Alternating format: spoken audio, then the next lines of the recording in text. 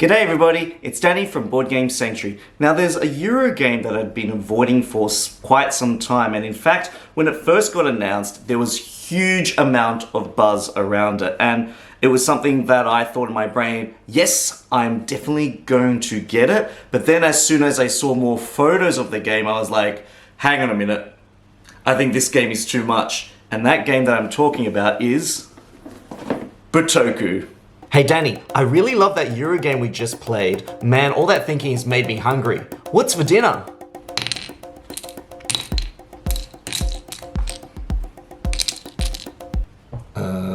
I can make you a point salad.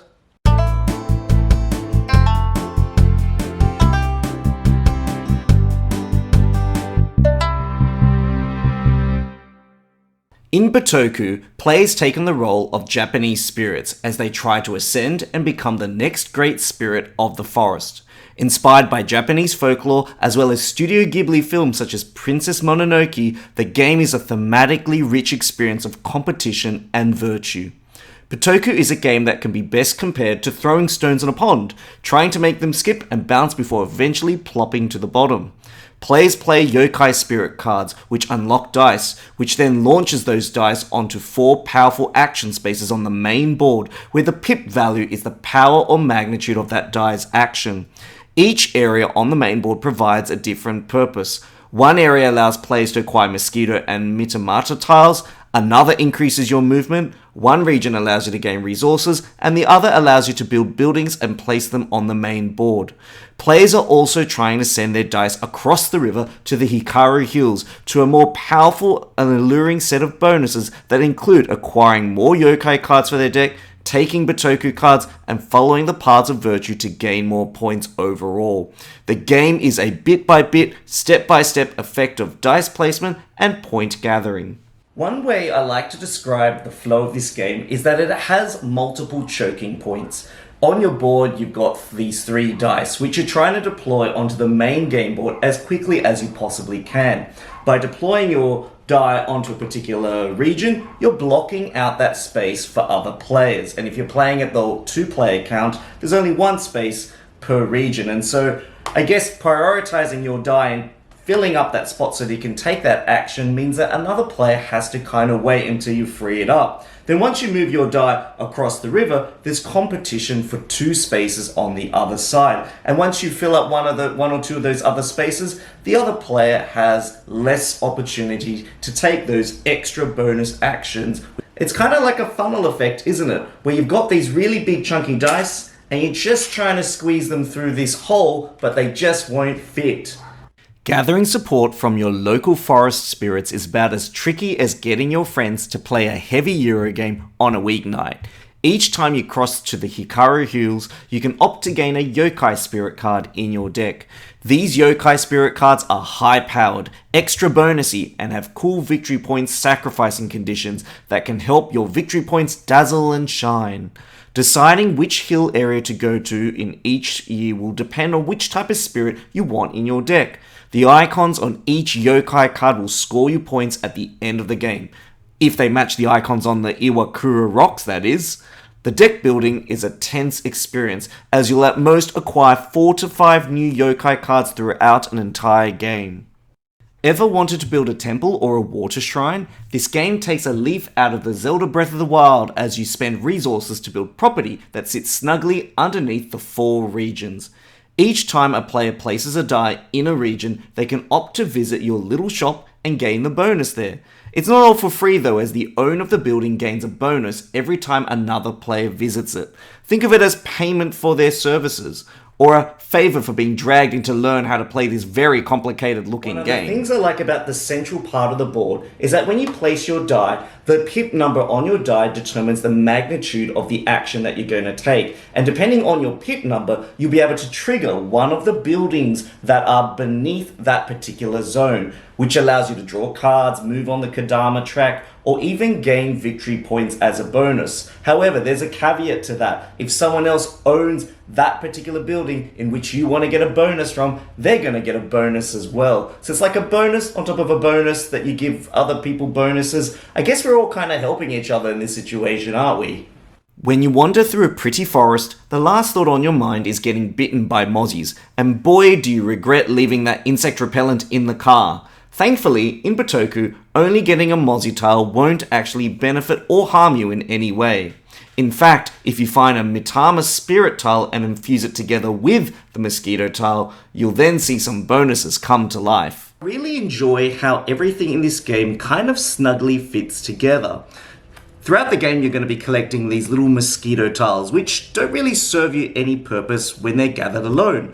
But as you get Mitamata tiles and connect them together, all of a sudden, that dragonfly becomes super powerful. You get to gain the bonus at the top, gain the bonus at the bottom, and there are lots of vision cards that actually reward you for combining tiles like this. I just love that little jigsaw effect of connecting them together. There are 3 different types of crystals in Bitoku. Pretty pink ones that grant you bonus resources when you activate a connected yokai card on your playboard. Purple ones that grant bonuses at the start of the year, or amber yellow ones that trigger when you perform that action. These crystals are super important because they unlock your pilgrims. Your pilgrims are like your little elves that you send off into the forest that kind of help you to gain extra bonuses. They might go to a Torii gate or worship at a site, or even, look after your stones for you. By deploying these awakened pilgrims, they kind of go on a little journey and then they send back to you through spiritual form some of the lessons that they've learnt. Maybe my lesson is not to buy too many board games in the future. Have you ever wanted to meander and take the road less travelled? I mean, why would you actually want to do that? You could get lost, never find your way back, or even worse, be mauled by an elk. I mean, those things are really big. The Path of Wisdom is a cool game mechanism where players essentially race at a blissfully slow pace to try and reach these illuminated spaces, and sometimes these Torii gate spaces to earn dice-changing amulets and victory points. It's an element of the game where the journey can sometimes be more fun than reaching the destination. One of the coolest parts of the game is this Path of Wisdom. As you unlock your pilgrims and send them on a pilgrimage, they kind of plod along this path until they find an illumination spot where they kind of stop, reminisce, and channel back their spiritual energy back to you. And what's really beautiful about this path is that as you stop at certain Torii gates, you can actually gain the bonuses that are on those tiles, and these are varied from game to game.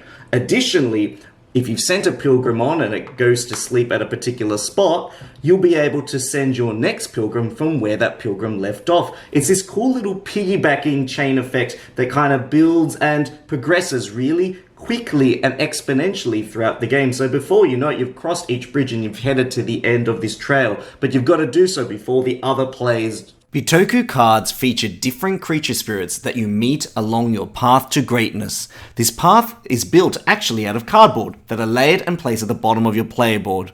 The Bitoku cards are a way of providing extra effects and additional ways to score points.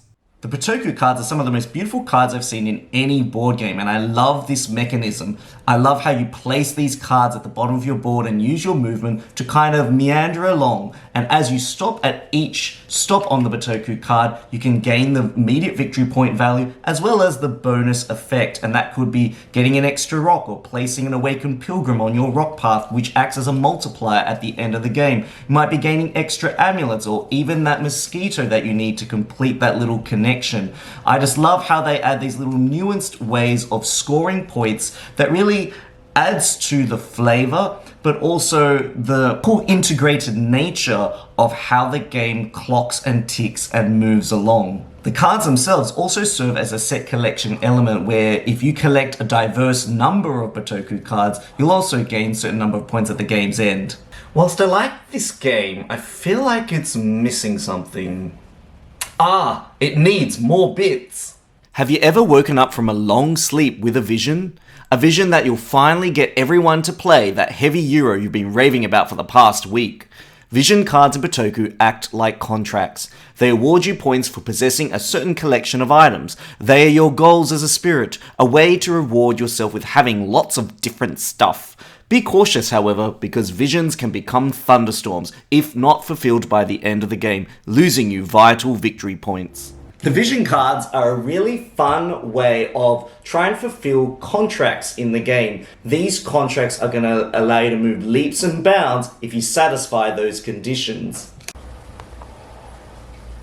So in considering my thoughts about Bitoku, it's probably a game where you probably want to investigate it and approach it with a little bit of trepidation. Even just looking at the board looks kaleidoscopically colorful. It's kind of like looking at a bright light and then looking away and seeing all those stars in your eyes. Whoa, that's so bright. That's better. I actually found that after reading the rulebook once, which actually was a little bit tricky to get your head around just because of the flow of the rulebook was a little bit funny. It kind of introduced, the general structure of the game, but then it said, by the way, here are 10 other things you need to consider at the end, and then you had to keep flicking back and forth just to check what was going on. But actually, the segmentation and the structure of the board is actually quite logical. The idea that you are just deploying a die, you're placing it, and then moving it across the river, that three-step process and the actions and bonuses that you get from that three-step process is what makes this satisfying. And the idea that you kind of envision yourself heading towards a doorway where there is only one space for a die, that's kind of how this game feels. You've got all these dice, and as they move, they're all heading to this one destination, and whoever heads to that final destination first is going to get that big bonus. And the players that kind of get locked out or pushed out of those final spaces is going to feel a little bit disadvantaged. I actually like the building factor where you can build a building, and when a player triggers an action, you can choose that extra bonus. And it's worth giving your opponent a little bonus for you to actually gain a bonus. I would say that the deck building in this game is actually really light, so you're going to have to really decide very carefully what you add to your deck and what you cull, because you're not really going to churn through your deck that many times in this game. But by getting those crystals, unlocking those pilgrims, spreading those pilgrims out as quickly as you can and as early as you can is so important, because this provides kind of another tense junction point of once a pilgrim's on a spot, no other player can take that spot from you. So this game is all about points optimization. How can you get the most points and squeeze it out of the sponge of a game that this is going to be? Even the kadamas, as you're kind of contesting each other along these little lake tracks. These kadamas are so crucial. If you neglect one particular region and you don't advance your kadama down that track, you're going to lose a lot of points. One of the areas is worth 6 points. I love how this point salad of a game really comes together. And I know the term point salad is not often always seen as a positive term to describe board gaming, or maybe it's just a term that people use to say, okay, if you like gathering points, this might be a game for you. Or if you're someone who prefers engine building, then this might not be a game for you. I think the point salad here works really well. Yes, you'd kind of lose track of where all these points are coming from, but seeing visually where other players are on this external board means that, I really need those 10 points from the vision cards that are going to boost me at the end of the game. I need to gather a couple more of those rock arches to put them on my board so I can multiply how many of those symbols I have in my playboard. I really like how you take your time to figure things out. Oh, thanks, Danny. Although I wish you were a lot quicker at deciding which thematic Euro we are going to play next. Now, I understand that Bitoku is not going to be for everyone. However, its unique theme of becoming the next great spirit of the forest and some of the Japanese lore that is emanated not only through the nuanced actions, but the yokai cards and how everything kind of coalesces together is something that I've unfolded and discovered and unfolded through each and every play. I will say that there are some negatives. Apart from the visual color overload, I would say that the solo experience actually adds a whole nother level of complexity to the game. And I love playing some of these really heavy games solo, but it actually took me an additional day to learn how the solo rules worked, because the solo rules comes with this giant table where you have to kind of roll a die, choose a Tengu action card, and then kind of check the conditions of those cards based on where the dice are, whether they're locked, whether they're unlocked, and then compare them to this table, then decide what they're going to get. Are they going to move across the river? Are they going to take the actions?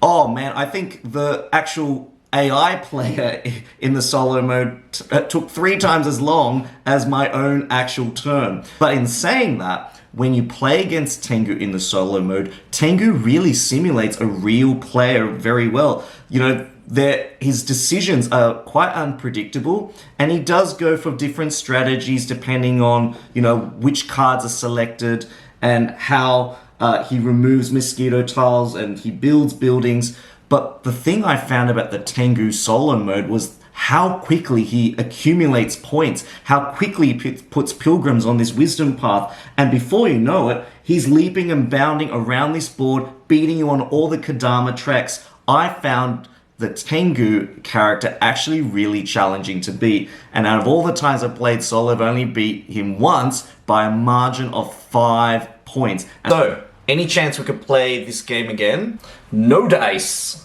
Another thing I'll mention is that if you're not a fan of a lot of icons, then this game has a ton of them. In fact, the little player guide has probably up to about 25 to 30 different icons, their explanations, what they mean, and how they actually work. And you're always constantly trying to scour, ooh, what does that icon mean?